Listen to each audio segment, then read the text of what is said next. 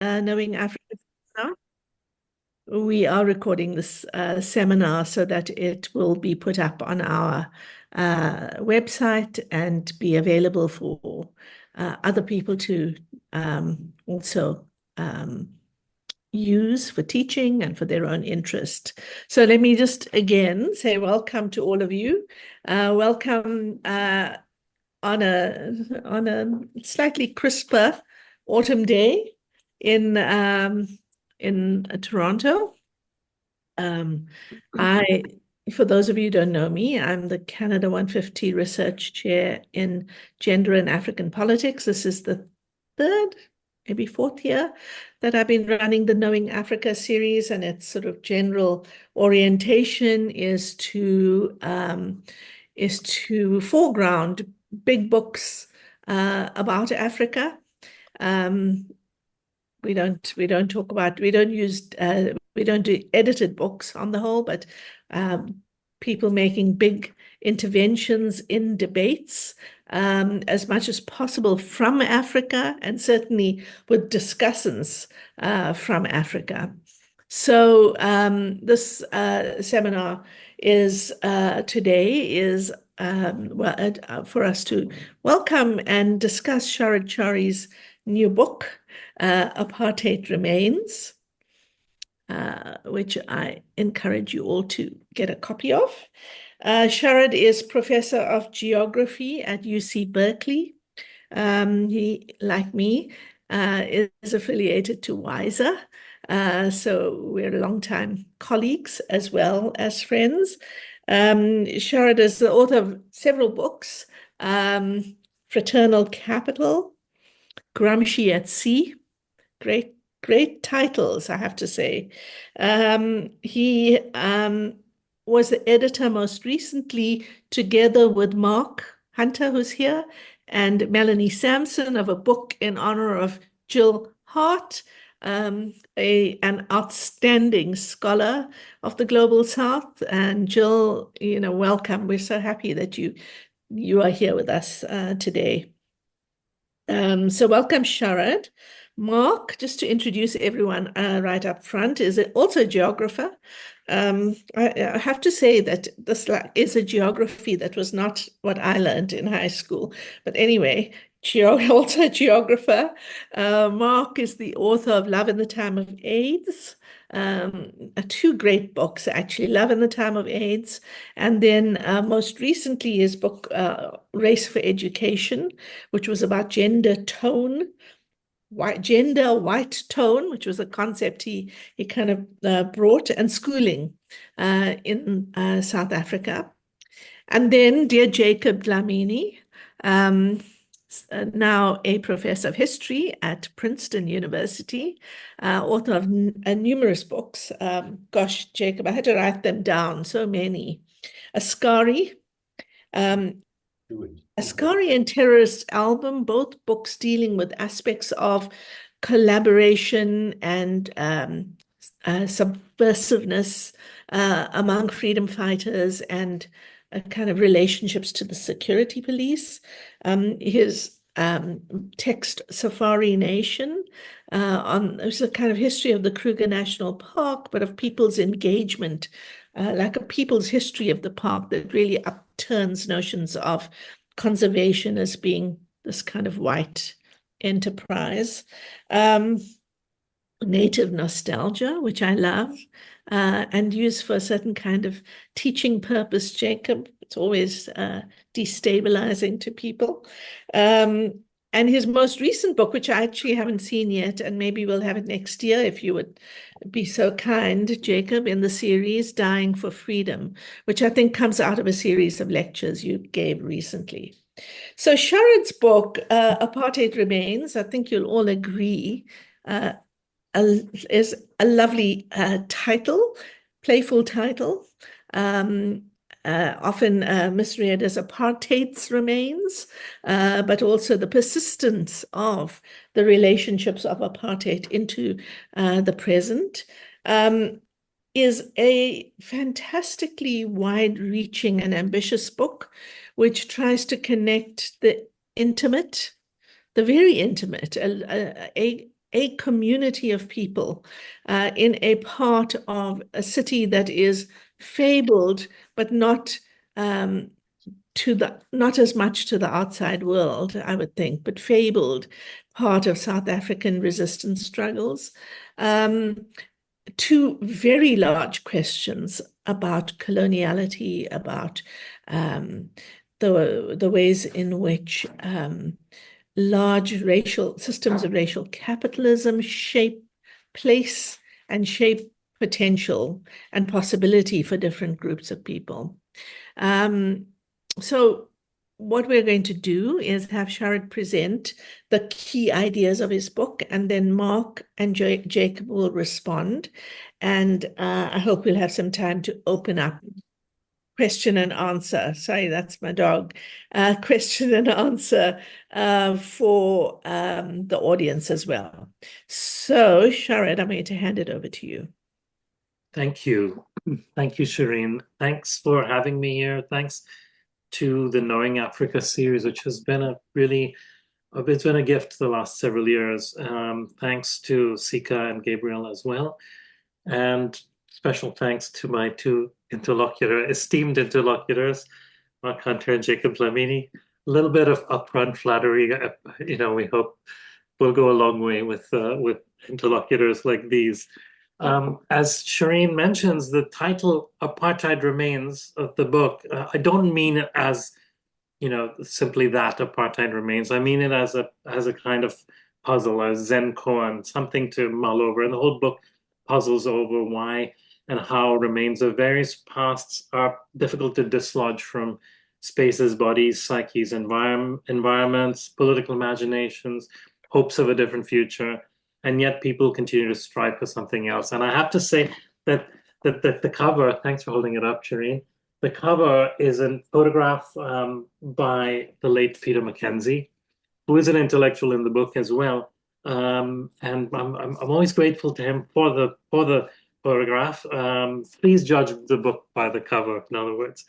So the account is anchored in two neighborhoods, stuck between oil refineries in the ocean city of Durban, in a in a in a in an industrial residential patchwork landscape that's also trapped in a valley that traps pollution and so people's lives are benzene soaked.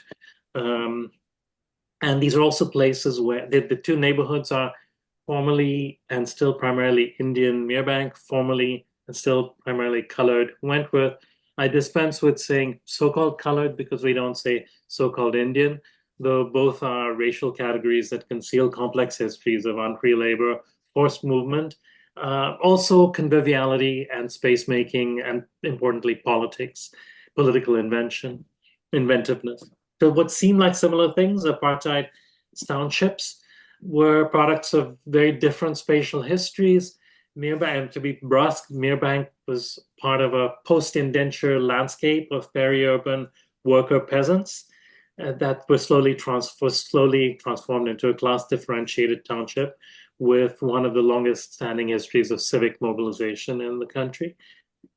Wentworth brings together a multiplicity of trajectory of people who were classified colored. Many of them were classified colored when they were moved into the township, where they shared little else except histories of precarious tenancy, labor, and movement. So Wentworth in the Mirror of Merebank is a kind of device to narrate what is specific about the racial and spatial borderlands of the city at different moments of time. That it was also a way of getting at very different political histories in this area in the 70s and 80s. So the book uses these neighborhoods as portals into a wider account of 20th century South Africa and what we're left with in the early 21st. The book is divided into two parts.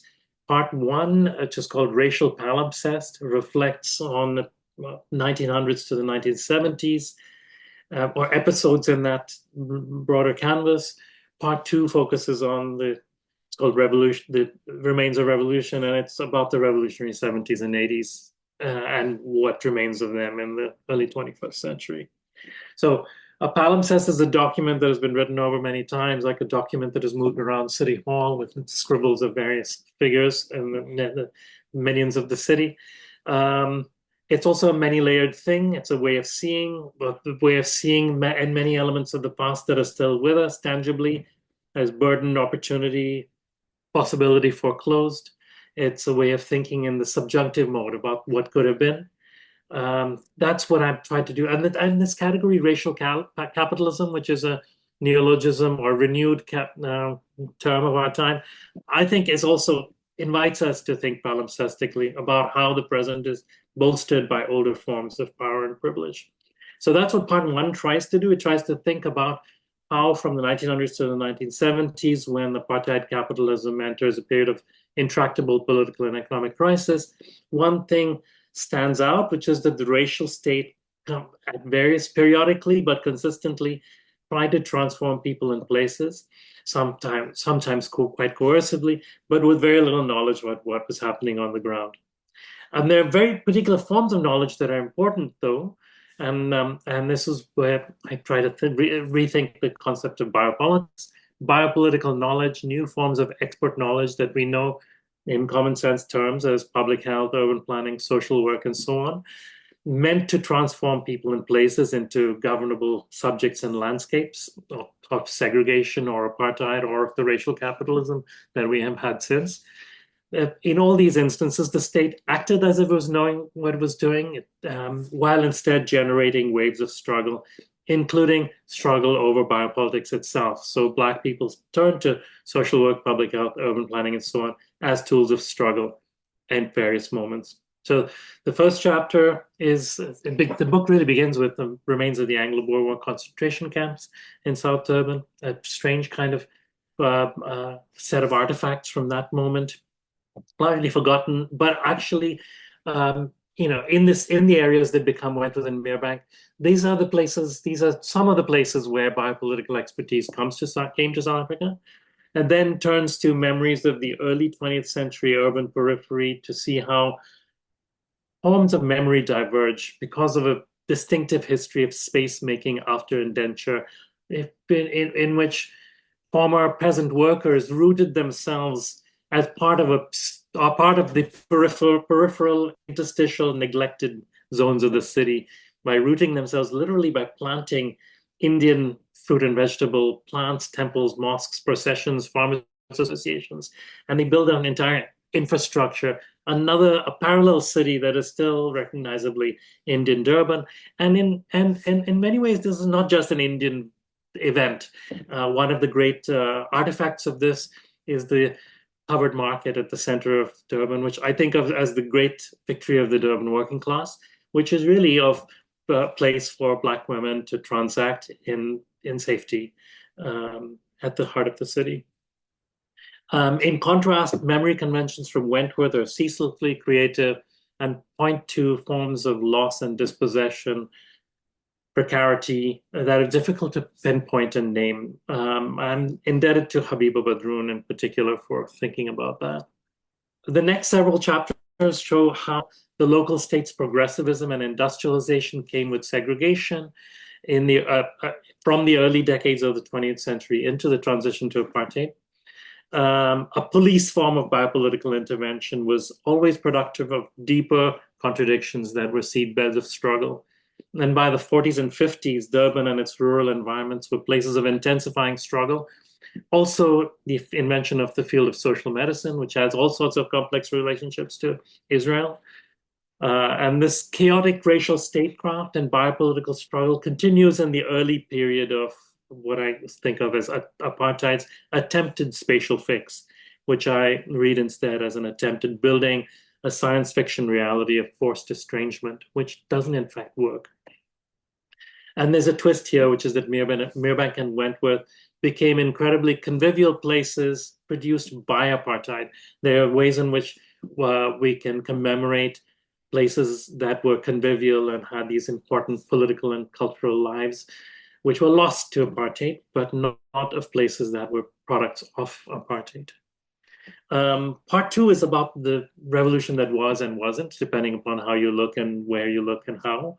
And it's about how the anti-apartheid, various strands of the anti-apartheid movement coursed through this landscape quite differently, recruiting people, drawing people in very different ways, the Merebank and Wentworth. So First is a communitarian strand. In some ways, my favorite chapter. It's a reinterpretation of the incredible political inventiveness of the Durban moment, which is called the Durban moment of the early 1970s, when Steve Biko was a resident in Wentworth. And I think of this, and this is actually a philosophical puzzle for a lot of people who lived through it and came out of it. And I think of it as in Benjaminian terms, as a theological political moment where some young people take a leap of political faith in the hope of fundamentally transforming personhood and space through political blackness. Now, this political blackness also had its forms of innocence, as Stuart Hall puts it. So this has its own life. While some young people were drawn to Black consciousness, others were drawn to the armed struggle, to what I call the moment of insurrection. The mythology of armed struggle took some people to exile, to a thicket of intrigue and infiltration that Jacob has written about beautifully. But also in this particular place in Merebank, it created a web of supporters, a web that anticipated the long internal critique within the ANC's external mission of the model of armed struggle by remote control. And particularly as the ANC reluctantly came to terms with the fact that it had very little to do with the internal struggles of the 1970s, the Durban moment, the dock workers strike, the independent rise of independent Black trade unions, student uprisings, community struggles, and so on. And that led to a moment of the third of these moments of the revolution, what I call the moment of urban revolution, that tried to link the communitarian and insurrectionist strands in a concerted urban struggle, connecting the underground and the external mission, a political infrastructure that held the possibility of the ANC's return as a hegemonic force. Key figure here has just passed away, actually, Praveen Gordon. This moment had its powerful workerist and feminist critics who didn't submit readily to the dominant currents of vanguardism. And it included people from Merebank who were drawn into Operation Vula, which brought materiel for a potential people's war. And it built a kind of proto-internet communications infrastructure. So there are very interesting things happening, connecting Oliver Tambo and Lusaka to Mandela, imprisoned through London. It's quite a feat. It is also a moment in which planners and geographers and medical experts were drawn into the urban movement in ways that opened the possibility of radical determination of urban life. Again, a new moment of biopolitical revolt on the terrain of the biopolitical. But this was actually not to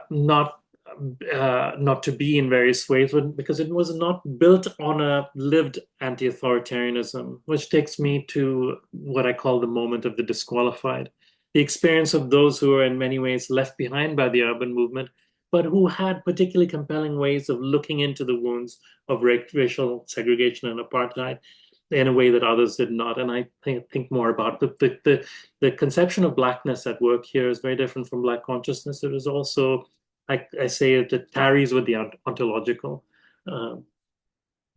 Think about that. This strand included both saboteurs, the cell around Robert McBride that never really transitioned from terrorist to struggle hero, and of photographers like Peter Mackenzie, who said in fact, he said, picked up a camera rather than an AK-47. He had the name for the camera, forgetting what it was. Literally using the visual as a means of critique. So there's a current running through the book, through the visual. The book begins and ends with photographers, partly because these Black documentary photographers, political photographers, of who had drawn into politics in the 80s, talk about in the 90s and the 2000s, or talk about returning to their negatives to think about what else could be said, because they could only show a particular kind of set of images that were functional to the movement, and they were drawn to do that through Staff Writer and through various outlets.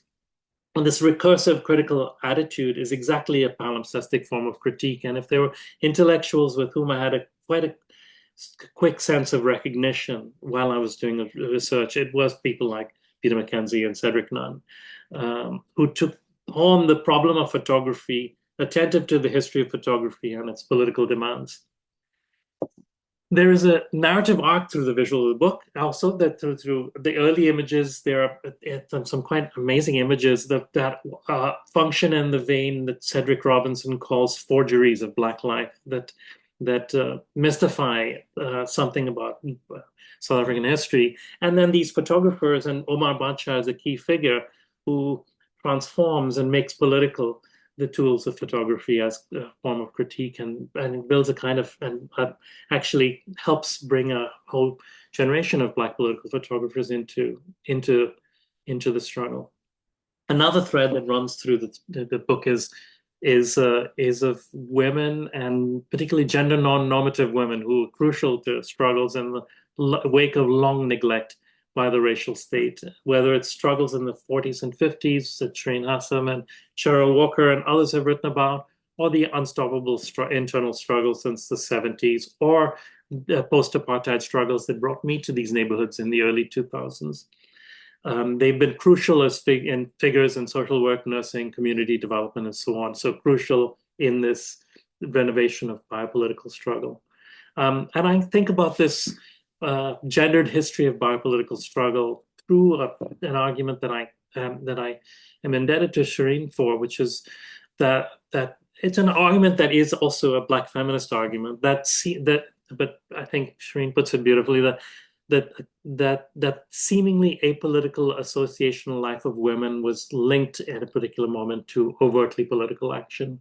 And this formulation of the articulation of the seemingly apolitical and the overtly political is important to me for thinking of how people conserve the means of struggle along prolonged periods, and across. And this is actually still, I mean, obviously a question of our time. I'll say a last thing, which is that Durban is an important site in this entire book, and I call it a love letter to Durban as well, because if we think of South Africa literally at the confluence of the Black Atlantic and the Indian Ocean, and Durban as a place where this confluence is audible, edible, and always tangible. We have to think about how to think about how these traditions have submerged and erupt in various ways. And I think these archives of struggle and of the cultural and political energy that emerging from Durban gives us something very important to think about South Africa, about this place that I think the most powerful name for this part of the world is Mzansi, from the isiXhosa Umzansi, meaning the South, the place that imagines itself as one day the South. I think Durban's cultural and political archives have much to tell us about what this Mzansi might yet be. So that gives you a sense of the arc of the book. Thank you. That's lovely and clear. Thank you, Sharad. And let me just put a pin on you talking about Omar Bacha's work, because our next Knowing Africa seminar is going to be Dan Magaziner's book, his biography of Omar Bacha, called Available Light. But thank you. That's really, I think, gives us a good sense of the book. I'm going to hand you over to Mark, who also knows Durban intimately, and is just so ideal for this discussant role. Okay, thanks very much. It's great to be here, and great to see everybody. I've written these down, but I'll try not to sound as if I'm reading. First of all, big congratulations to Sharad for Apartheid Remains. While Sharad's writings have always offered fascinating insights on theoretical strands from Foucault, feminist Marxism, Fanon, which, if you haven't read the book, you will get a lot of that out of it. The book also let me see familiar areas of Durban in a new light. I was drawn into the layers of history, kept in subtle tension with one another throughout the book. Archival sources I hadn't encountered, photographs, beautiful photographs, a lot of beautiful photographs, and personal stories about politicians and intellectuals from the area, including some who are present here today. I won't name them. Many of which came from interviews which must have been difficult to secure, including like Pravin Gordhan. That lend the book its depth. One of the parts I especially appreciated was Sharad's exploration, as he's just mentioned, of the histories of Black consciousness. While Biko's Black consciousness is often today remembered in a singular way in South Africa, Sharad illustrates how BC emerged from multiple struggles among differently racialized groups in South Durban. These communities were not only segregated, but also thrown together through apartheid removals, infrastructure development, and industrialization. The state caught in the tension between the demand for Black industrial workers and the regime's impulse for segregation. The book definitely links these struggles to global movements, to the inspirational writings of authors such as Freire or Fanon, and to the multiracial, what Sharad calls oceanic proletariat of dock workers. On a larger scale, the book raises critical questions that resonate globally, particularly concerning environmental racism, biopolitics, racial capitalism, and the lived legacies of segregation. Sharad's ability to situate Durban and South Africa's histories within these broader frameworks is one of the book's many strengths. Writings of this scope and ambition are becoming rare, and the inclusion of costly photographs, costly from the perspective of publishers, is especially commendable. And so Apartheid Remains is not a short book, but at a time when academic work is increasingly constrained by tight word limits to shorten, package, and commodify knowledge, I remain a fan of big books. So I'm going to shelve this book in between Michael Watts's Silent Violence and Charles Van Onsselen's Casmain. And I don't think Sharad would be disappointed by that. So let me turn now to two questions. Conceptually, biopolitics and racial capitalism are two themes that run throughout the book. So Sharad vividly demonstrates how over the course of the 20th century, attempts to fix the crisis tendencies of South African racial capitalism through the production of racialized spaces, including by biopolitical means, only sowed new contradictions and forms of resistance. And when you read the book in this arc, you really can understand all of these different layers that Sharad is bringing in tension with one another. The history of South Durban provides a graphic and compelling example of how racial capitalism shaped and transformed and was transformed by the lives of quote unquote Indian squatters, and how those who came to be racialized as colored came to live next to and become dependent on toxic industry. I was especially interested by the book's detailed coverage of the Durban Housing Action Committee in the 80s, the UDF era. And I was influenced by writers such as Castells, who linked social movements to bread and butter issues. So Sharad shows how activists fought to expand universal access to basic resources, resisting the subordination of biopolitical tools to racial capitalism and sovereignty. In the spirit of documenting activist pasts, Sharad also quotes Pat Horn. And one of the really interesting things about this book is when you kind of know, or you know of, or you've seen, so many of the people who appear in this book. So it's just wonderful to get these and to visualize also some of these quotes. So Pat Horn says directly, many of us believe that the ANC was a bourgeois nationalist movement. And this is my kind of jumping off point. So perhaps racial capitalism's most lasting spatial fix, its final twist in the apartheid era, and drive for hegemony in the era of democracy, was to deracialize privilege over time, to admit Black people into formerly white spaces, whether in the workplace, city, or in health institutions. So the 80s saw tremendous class polarization as the state permitted housing development in new township spaces, ended restrictions on Black businesses, and scrapped the pass laws. After 1976, so a long time ago, private schools began to desegregate, albeit at first in small numbers. So my question relates to the class position of those who quietly advanced in South Durban during the 80s and 90s, some who might feature or relate to Jacob's native nostalgia. So with the rise of unemployment, this was a period of deep social differentiation. So I wonder if Sharad can say more about the characters he met who saw political struggle and social mobility as mutual projects, or who saw individual or sometimes children's social advancement as a form of resistance, who saw access to medical aid as the gaining of life-saving biopolitical ground. Now, where I'm coming from this is the particular kind of biopolitical terrain in South Africa. Despite extensive welfare interventions for whites from the state, apartheid rulers eschewed a European-style welfare state. I think Jeremy Seekon's piece on this puts it very well. Indeed, certain forms of welfare for whites were provided through private health system, accessible via employment, much like the US. I mean, if you look at the US and the South African health systems, there's a lot more in common than South Africa and European models. So today, only 70% of South Africans are covered by medical aid, yet this accounts for more than half of the country's health expenditure.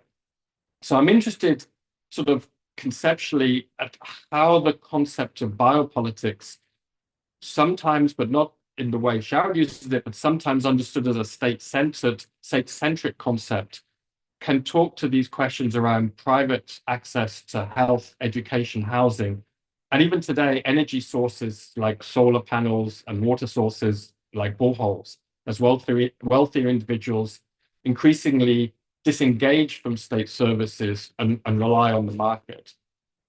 That's my first point. The second one is more of a kind of Durbanite point. So Sharad, feel free to leave this one for when I see you next. But at the risk of getting into the weeds, the book does a wonderful job of showing how Merebank and Wentworth developed distinct traditions of struggle, challenging narrow racial tropes, and deepening our understanding of apartheid geographies. When we have to recognize the power of apartheid boundaries, but also when we have to refuse these boundaries in our analysis. Sharad touches on the methodological decision not to focus solely on Black African townships, but I wonder how Merebank's history resonates with areas that share similar roots in dispossession in South Durban. So I'm particularly thinking of the formerly Indian of Church, which is many times larger than Merebank and has a distinct trajectory which is quite different, I think, from Merebank and Wentworth, despite obvious similarities. So while Wentworth, as Sharad says, is known as a place marked by drugs and gangs, it was Chatsworth that actually became the center of South Durban's drug economy from the 1970s onwards, first with Mandrax and later heroin, or as it's called, sugars or Wunga.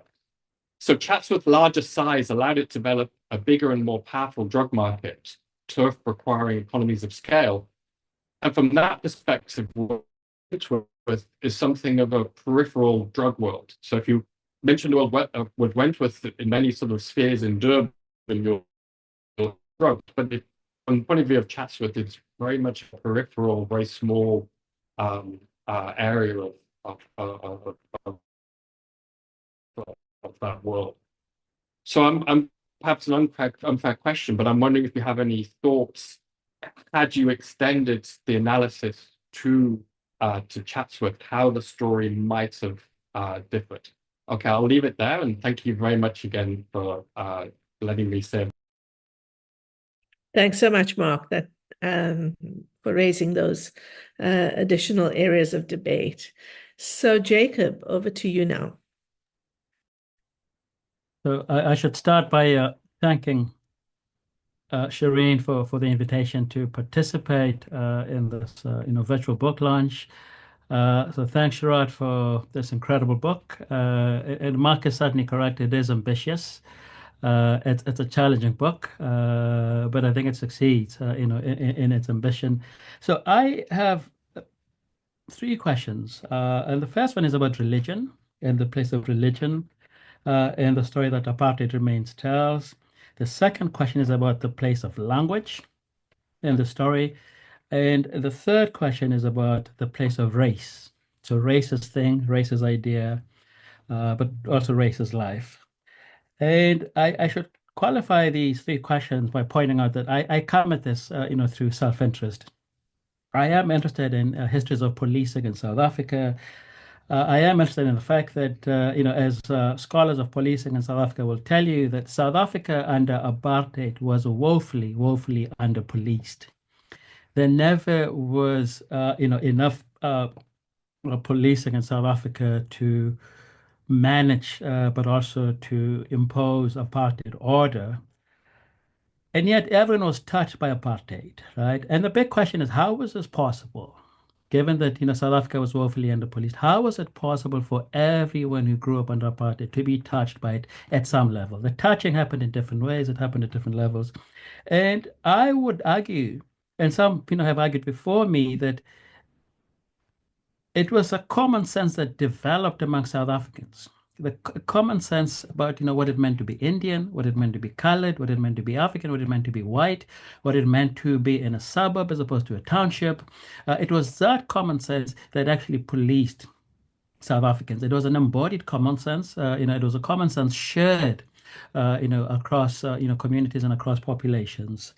And I mentioned this because it seems to me that if you were to come at the story of Merebank and Wentworth through questions of religion, through questions of language, and less so questions of race, we might have come to different conclusions, right, about some of the claims that you make in the book. So you say, for example, that race is unrelenting, right, in the case of South Africa. And I want to read this line that you offer early on in the preface, and you say, quote, any attempt to think against the relentlessness of race stumbles on the rigidities of categories, archives, subjectivities, stories, songs, feelings, hopes, skins and dreams, right? And the question I have for you is you know, is race as relentless as you make it sound? But before we get to that question, I want to start with this question of religion. There are only two places where I pick up, God coming into the story, right? One is on page 35, when you talk about Patricia, and then the other one is on page 221, when you're speaking to the former Anglican priest, Ross Cuthbertson. And I want to make the argument that that God is far more important to your story than the book makes it sound, right? That religion as a lived experience is far more important to the lives that you're trying to document in Wentworth and Merebank than you give due credit to. I mean, is it possible that you downplay religion because of your certain, sorry, not certain, but because of your own inclinations, right? Because of your own orientation, right? That in some ways religion is not as central to the story as it should be, because you maybe don't see it as being central in the way that I think it is to the women's work that you describe so well. Right, that's one question. And then they also, I picked up one instance where you speak about language, and that is on page 30. So it is on page 36, right, where you're trying to find the Merebank concentration camp memorial, right? And you meet a Tamil priest, who tells you in Tamil, right, where the memorial is, right? This is one of the few instances where you get a hint, right, of a world that is lived in languages other than English, right? And so I want to know about the place of Zulu, right, in these two townships, right? And I think that is a real question to ask. I want to know about the place of languages other than English, right, in these two places. And I ask this because, again, this will be an anecdotal intervention here.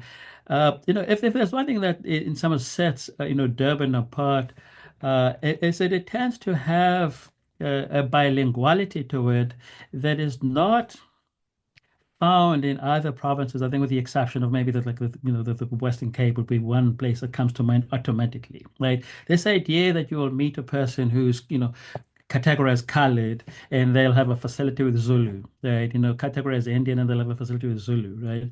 You can't always assume that, in other provinces, but in KZN, right, it's not a bad rule of thumb, right, to assume that, some people will have some facility with Zulu, even if they themselves are not, native Zulu speakers, right? And this, I think, is important for how life is lived in these townships, because I think there's a porosity of experience, right? There's a movement back and forth, not just between Wentworth, Merebank, but also with Lamontville, right? Yonder, right? That is lived and shared through, forms of labor, is lived and shared through, languages that cut across, right? As Zulu being one of them. So what might the story sound like? And might this be the one solution, perhaps, to the problem you identify early on about what might have happened to the book had you included Lamontville as yet another site of study? Right. So, what if you'd approach this through, through language as opposed to just geography as space? Right. This is a question I have about language. And then the last question I have takes us back to the claim you make about race being unrelenting, right? Is that true? Is a simple question I have for you. Right. Is it true that race is as unrelenting as you claim and argue it is in this book? I'm not sure that it is. I'm not convinced that it is. And here again, I go back to the question I asked about language, right? And the way that language will collapse some of these, some of these borders that you take for granted. I think also about, religion. Right. What might these Pentecostal churches in Merebank, what might these evangelical churches in Wentworth look like? Right? If approached from the perspective not of race as inherited from apartheid, as an apartheid remain, but race as something negotiated through how people speak to one another, right? How people communicate, right? In real time. So these are the questions I have. And then the final observation has to do with the conceptual offering that you give us on the racial spatial mix. Oh, sorry, the racial spatial fix, FIX, sorry. And here, I guess the question that I have to, ask you is about the inheritance that we get, right, from apartheid. So can we think our way into the future without using the very categories inherited from the past? So can we think our way into political hope, as you describe it in the book, without using some of these categories? And might this be the explanation for why you think that race is relentless, right? Unrelenting as opposed to relentless, right?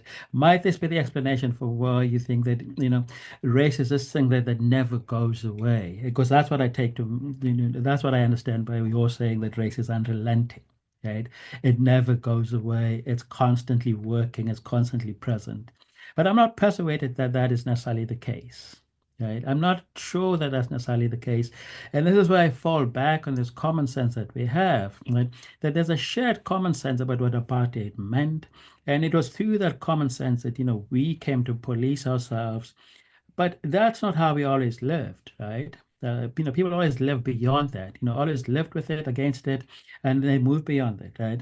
And so I think take language seriously, take religion seriously. These might just be two media through which you're able to, in some ways, move past the claim that the archives are rigid, right?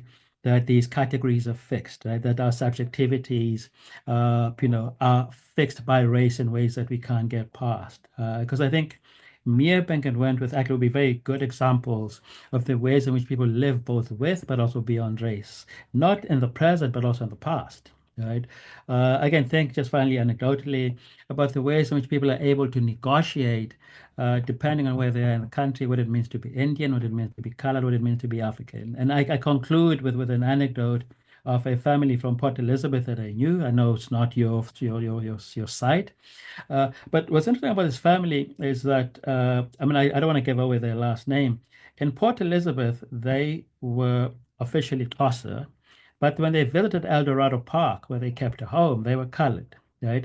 And they moved constantly back and forth, right? Had relatives in Eldos, had relatives in PE, had houses in both places, and they were able to negotiate this under apartheid, right? Precisely because apartheid was never this fixed, rigid thing, right?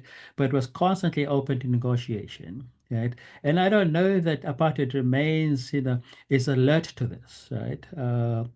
Or maybe if not alert to it, if it's sufficiently alert to it. And to be fair to you, you do talk, on page 22 about messy ground realities, right? So there's an awareness there, right? That what's on the ground is messy, but I don't know if that translates into the conceptualization, right? And so these will be my comments. But otherwise, thanks for an ambitious book.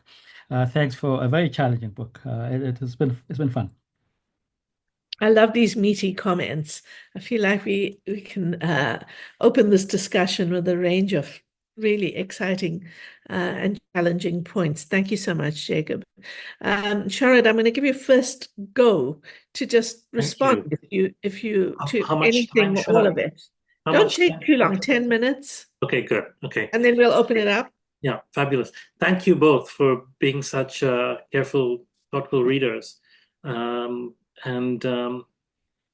yeah, let me just jump right into it. Okay, so Mark, on the question about the particularity of South African biopolitics and welfare, and its particular the different South African the difference of South African difference on the question of on the history of welfare, um, and also its privatization and movement into the present and so on. And also the particular question you asked me about the 1980s and those who found ways of advancing through at a moment of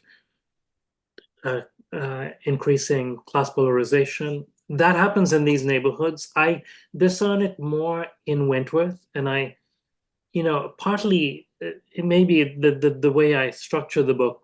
That stuff is in the chapter in the chapters on the that focus on politics and on it's in part two when I get to the 80s. So I do get a little bit into, I'm interested there in some figures who, through these means, actually, through this process of class polarization in the 80s, which is connected to access to skilling through as doctors and as they become key figures in both in there are in both these neighborhoods there are kind of little bourgeois sections the way of, ironically, which are at smokestack level. They're up in the this landscape, but there are some figures who become also political brokers for the ANC as well, and who are connected to both politics and class advancement. And I'm not going to name names here, but anyway, but there is a process on that aspect of your question. But my focus, I guess, I assume that the biopolitical is a terrain of struggle in which there are a variety of gendered, race, class interests express themselves, and my focus in that part two perhaps is on the kind of the possibility of a radical shift. But I am also, in the bigger story is also about how, I think the arc of the argument about biopolitics, which I'm indebted to Keith Breckenridge for, although I'm reading it differently, it's about how these instruments in the transatlantic world weren't instruments of statecraft, but then become instruments of statecraft. And then Foucault's insights are interesting, that then when they become instruments of statecraft, they become instruments of a new form of racism, which is pertinent to Jacob's question to me, a new form of racism that may not rely on race overtly, and that then becomes key to the kind of sorting of life chances and and of capacities to live, of health inequalities and so on, and there that's where my focus is largely.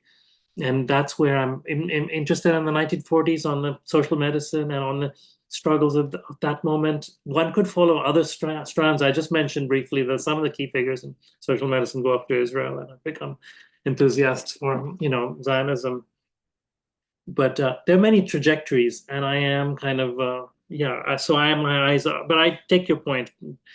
On Chatsworth, I haven't actually thought you would bring up Lamontville as Jacob did, because that is, for the Durban fundis in the crowd, that is more in that little zone.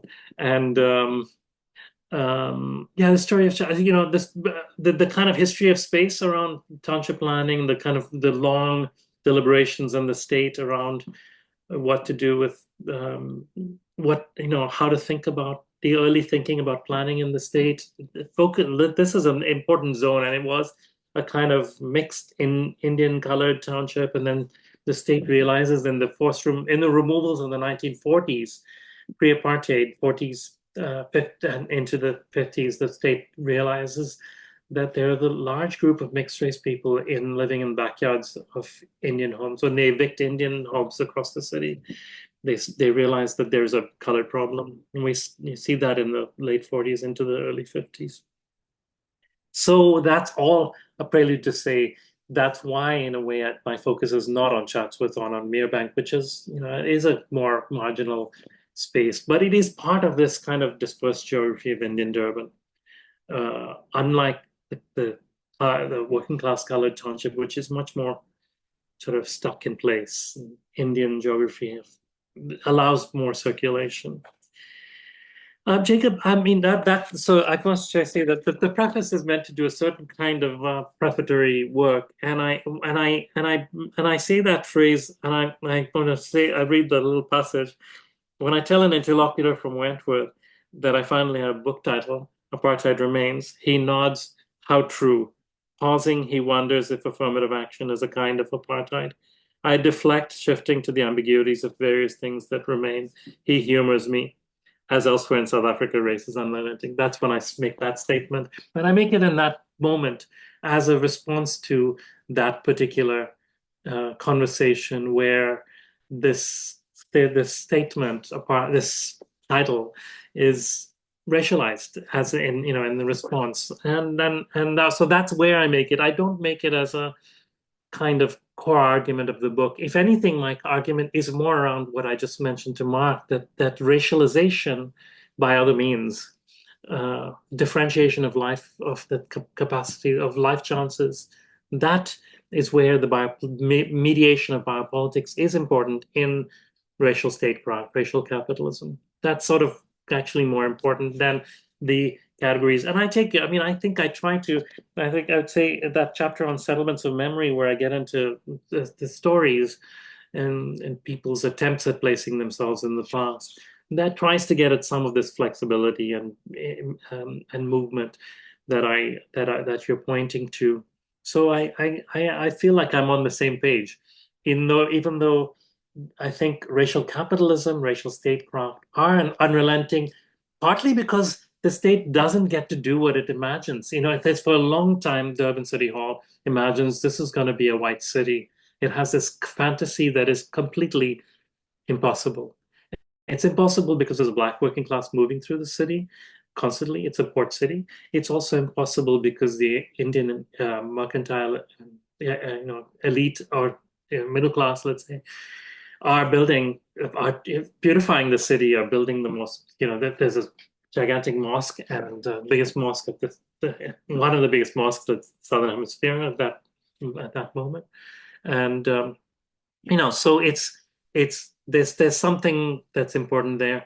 I'll just say a couple of things. It's about the other points. Religion, you're right. I did look for it. I actually did have a whole set of interviews on other moments of Pentecostal revival, and it didn't make it into the narrative. This is a craft question. I didn't know where. It wasn't so much that I'm not so interested in religion as a phenomenon, or as a event, but it didn't. It's a question of for the questions I was asking. I began with it in a certain way.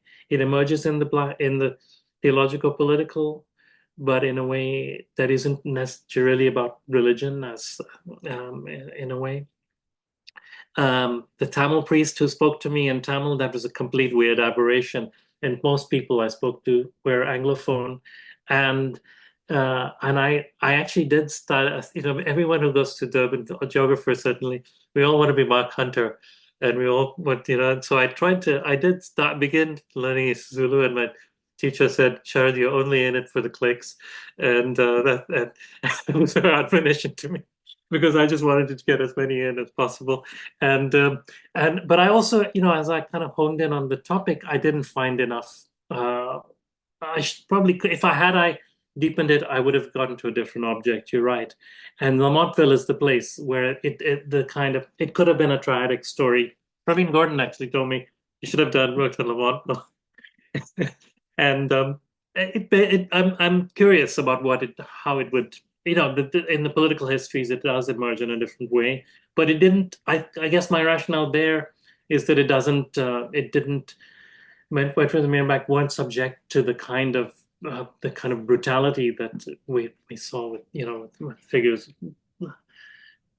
playing gay, Griffiths and Victorian playing gay, and various people from coming out of the political world in Lamontville. So I thought that this argument about struggle over the train about politics, that was more connected to this landscape, perhaps. I don't know. That's my initial response to that. But I also think, I say in my kind of framing early on that I am trying to draw on a Black Marxist feminist analytic, even though a lot of the people in this, some former young people who are racialized Indian or colored, imagine being Black as part of a Black political project, but that has its life and it has its own forms of innocence, as I put it, and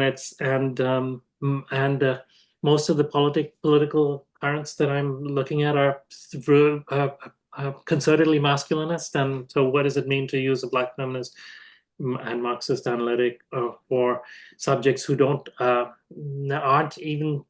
ascribe to these categories and forms? That's part of. I think it's a more an analytical method rather than a statement about an anthropological kind of statement about what it means to be X, Y, or Z.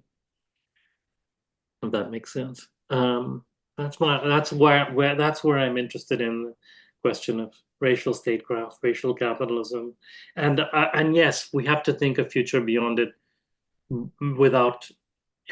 despite the attempts at a racial spatial fix to the contradictions of capital. That's what I would say.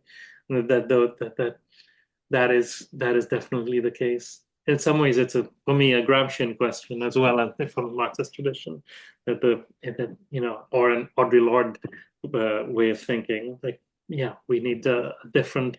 We need to. And that's the hope, is that the engagement with popular imaginations is part of that aspect of it. But it's just the kind of opening.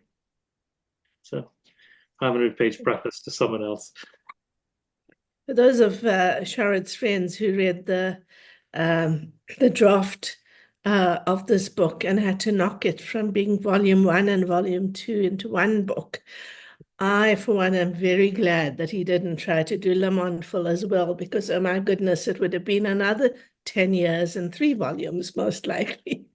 But I think that is the point is taken, and I think that there's I don't keep wanting to get into these discussions, and I'm cheering, but just to say there is that the figure of Zulu people runs right through this book, right? It's there it haunts the book. The relationships between these groups haunts the text in a range of places. But I'm going to open this up for questions from the audience or comments even. So could you please raise your hand virtually, as it were, and feel free to enter this.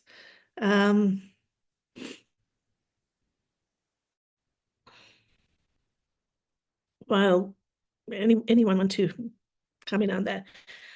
While we are waiting for people to raise their hands, I just wanted to also pick up on Jacob's point about language and Durban as a space in which people speak these two languages. As somebody who grew up in the ghetto in Durban, and actually another conurbation where colored had to be separated from Indian at a certain moment, right?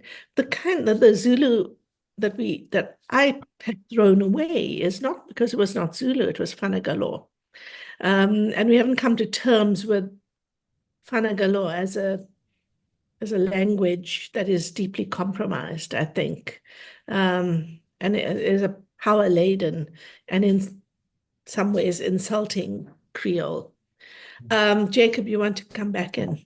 Yeah, no, thanks for that. So Sharad, what I was trying to get at with my question about about religion, right, is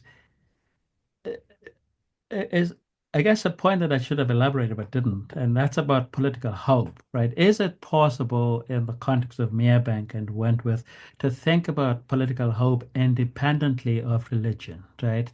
Is it possible to think through these projects separate from the utopia that comes with religious thinking, right?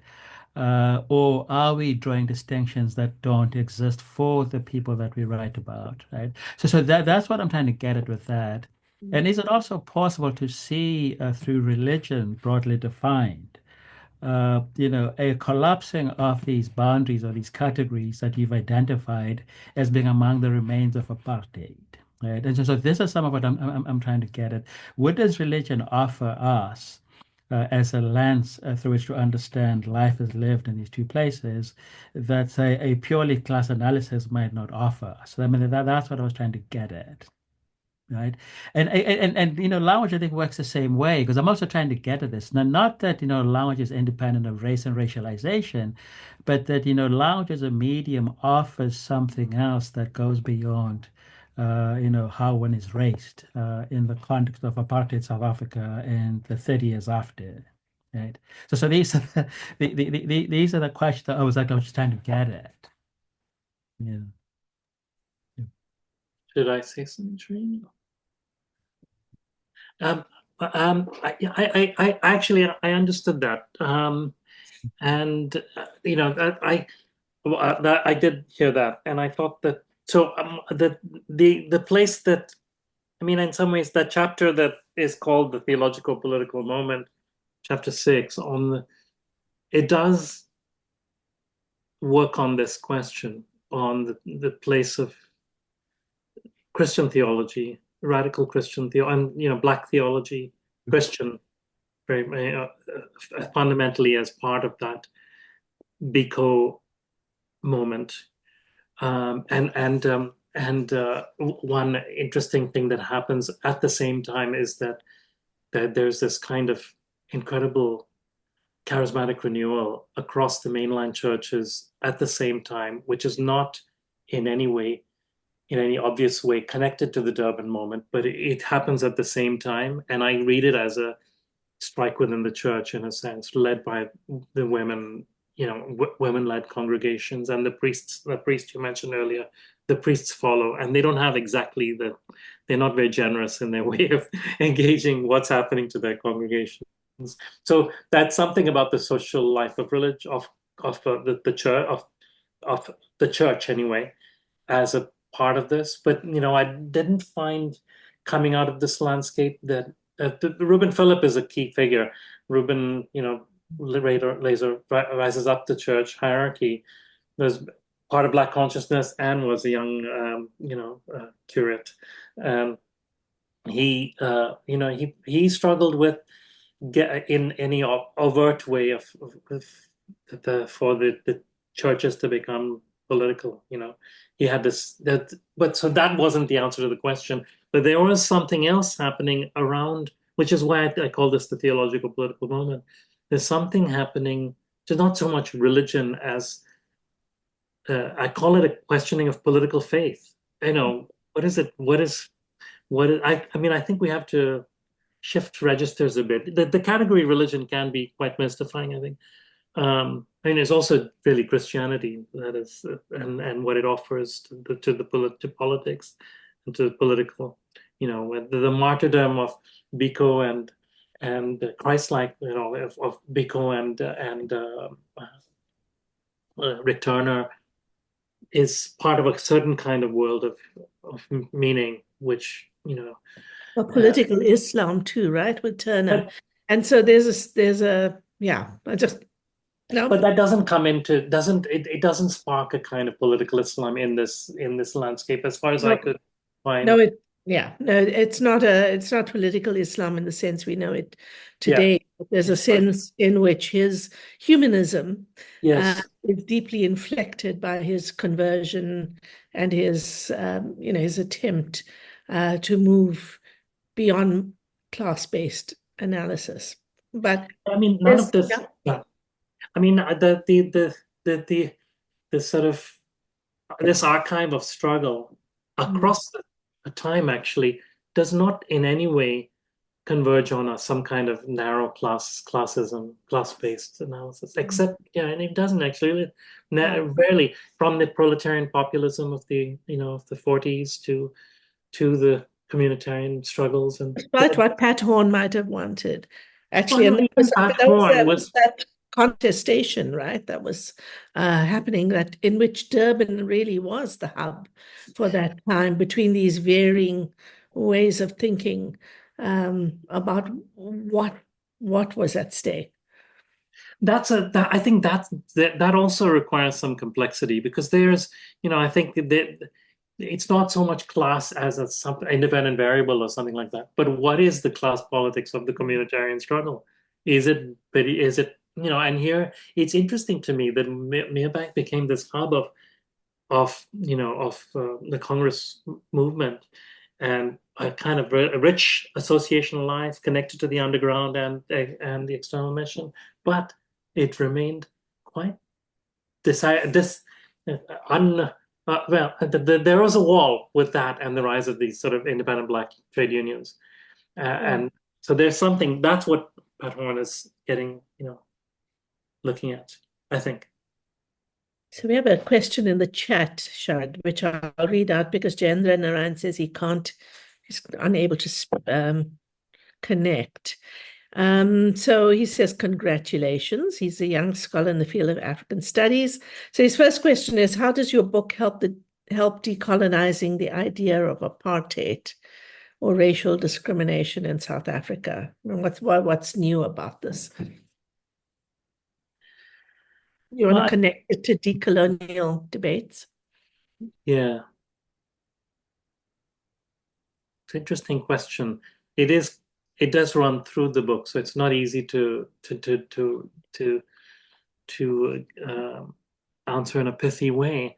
Maybe that, one aspect is to decenter the image of the official view of apartheid as a kind of all-knowing, all-seeing form, which is, I think, the kind of part of the prevailing historiography of the transition from segregation to apartheid from Marxist and Foucauldian perspectives assumes that the state succeeds in becoming panoptic or in transforming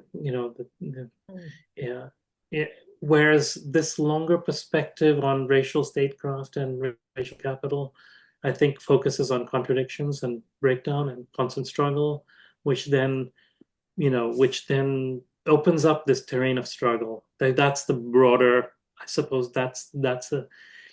Can we think of that as decolonizing? I leave that to the reader. Perhaps.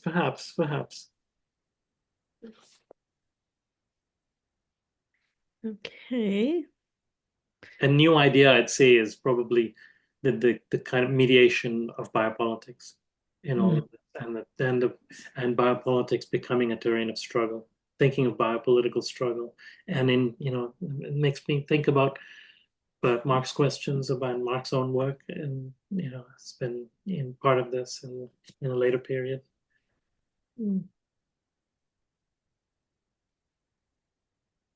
Thanks, Mark. You want to get back in this conversation?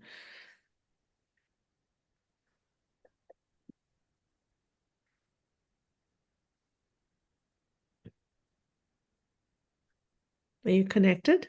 I think you are. You can't. You seem to have moved to a more public place.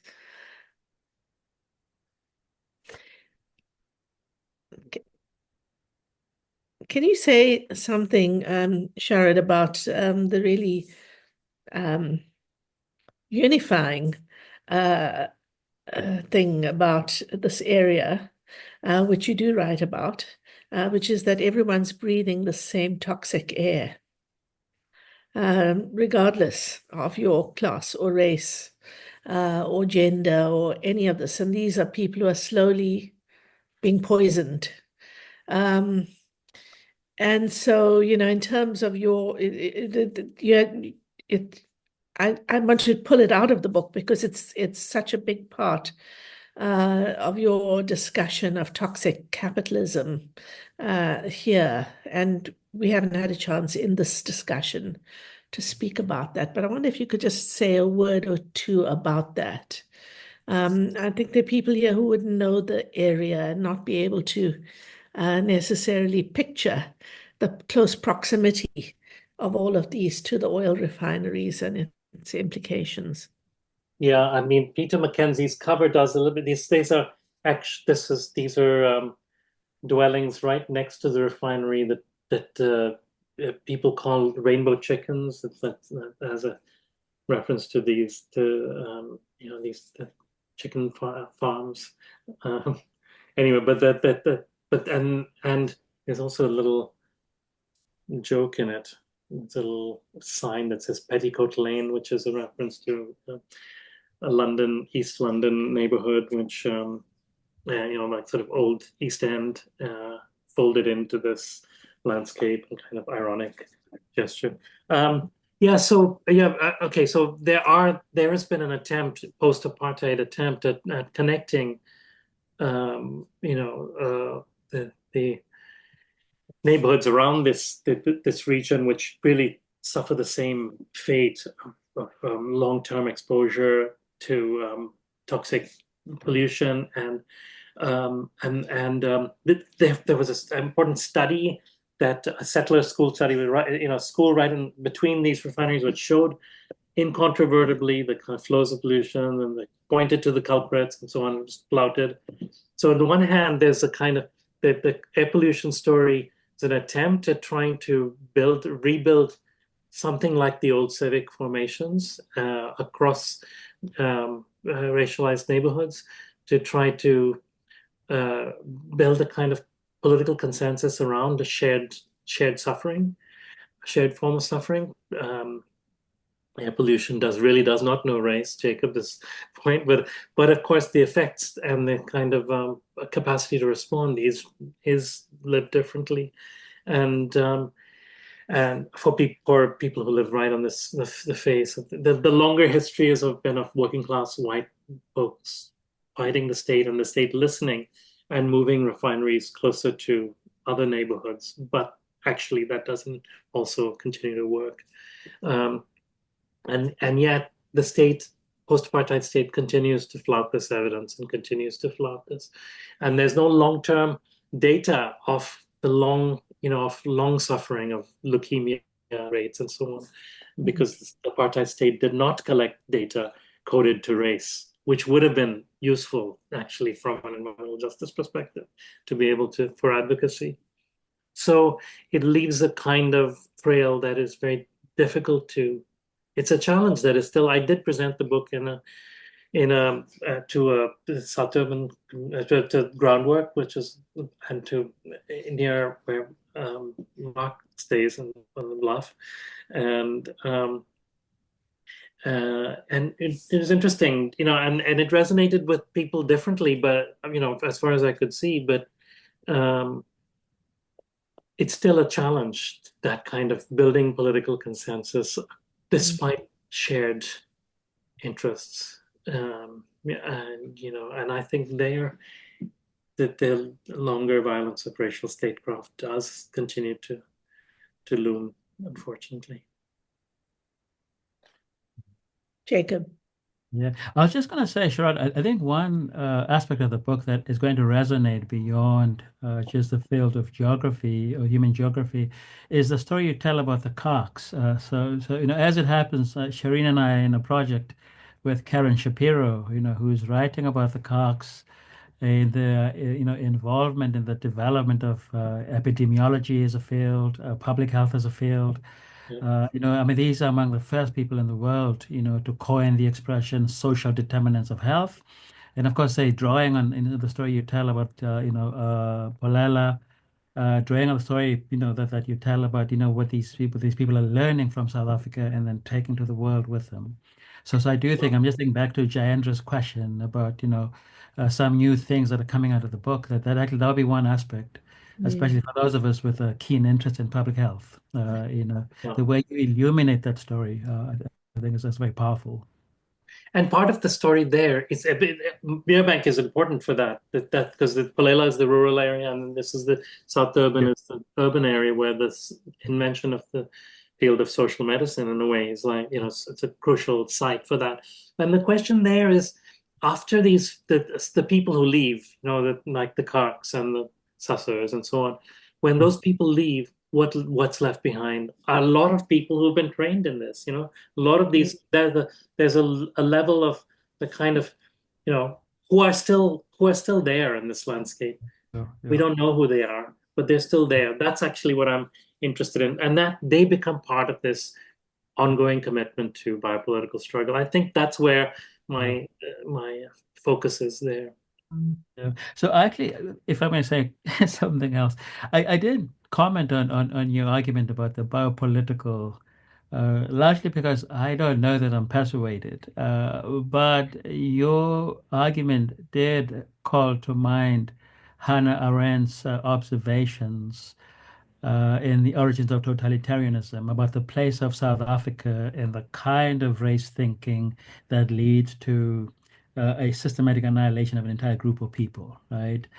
So Arendt will make the argument, in Origins, for example, that South Africa is where Nazis come to learn. I mean, not where they come to learn, but it's where Germans, learn these very fundamental questions about destroying an entire group of people that you've rendered superfluous and not suffering any economic consequences because of this. This resonated with me because this is always at the back of my mind each time I encounter any discussion about the biopolitical. What Arendt had to say about the mining industry in South Africa and what lessons it holds for Europe. So before you answer that, Chard, I want to let Marcel get his question in. Thanks, Shireen. Yeah, congratulations, Sharad, on a great book. It's really an impressive piece of scholarship and writing. I mean, the amount of material and sort of insights that you're able to pack in is really amazing. And in fact, reading the book throughout, I was often thinking of native nostalgia. So it's been really cool to listen to the two of you, sort of chat about the work. I have lots of thoughts, but I just want to focus on one thing, which is I'm curious where you stand now in terms of hope. And this idea of hope is I read it as a persistent theme through the book. And you sort of mention it in the beginning as sort of one of the kind of guiding themes. And one of the arguments that you put forth in the beginning is that despite the racial spatial fix and all of these things that are going on, it can never contain struggle, and that new contradictions and new forms of struggle always emerge.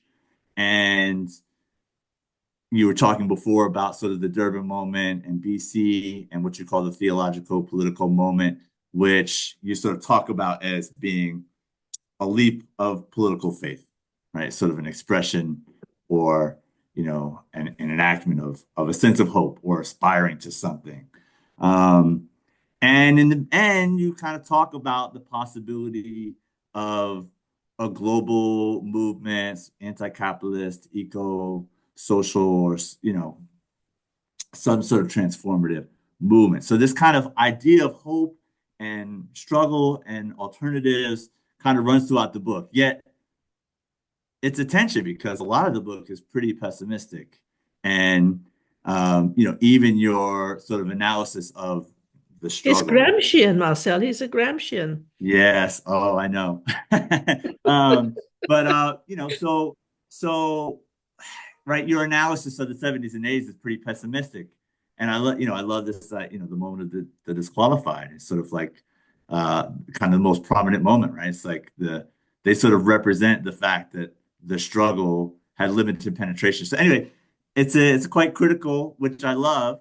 But I'm wondering if you come back to that moment, which I think you mentioned in your point before, that you initially sort of went into this research because you were inspired by the struggles that were going on in the early 2000s. So now, 20 years later, given that hope was sort of the one of the major themes of the book. Does that mean you're feeling hopeful? You have 2 minutes to answer That's that. a fair question. And 2 minutes. I mean, I kind of don't answer without a lot of like laborious evidence. So it's very hard for me to kind of like, do that. Okay, then you have 1 minute. And I didn't go back to do that kind of ethnographic work in the communities. I used that that kind of started me off, and that it was the rise and fall of that a particular moment. But those organizations, and when I went to talk to groundwork, I hadn't been back for a long time, and I did. There is it is an open question in that little microcosm in South Africa, in the world. Of course, there's loads of reason to despair, but I think I do think Shireen's right. I'm kind of relentlessly Gramscian about this. I think we have to be. Yeah, but the moment of the disqualified gives us some pause in the kinds of hopes of a certain kind of liberal democratic form, of either being the means of responding to genocide or responding to inequalities. It does give us some pause. So thank you all. We could have this discussion for another hour and a half. Thank you everyone for staying, for those who stayed. I know that there are classes that people have to go to. So some people had to leave, but thank you to the discussants, to Sharad for an absolutely amazing book. And I look forward to seeing you all in 2 weeks to discuss Dan Magaziner's book on Omar Bacha. Hopefully we can persuade Omar to actually show up. He thinks academics are a complete waste of time, but maybe he'll change his mind. And if you have not signed up to be on our mailing list, please do so. There's a link. I think Gabriel or Shika put a link up in the chat. So thank you very much, everyone. Go well. See you in 2 weeks. Thanks, everyone. Thanks, Jake. Everyone. In particular, and Shireen.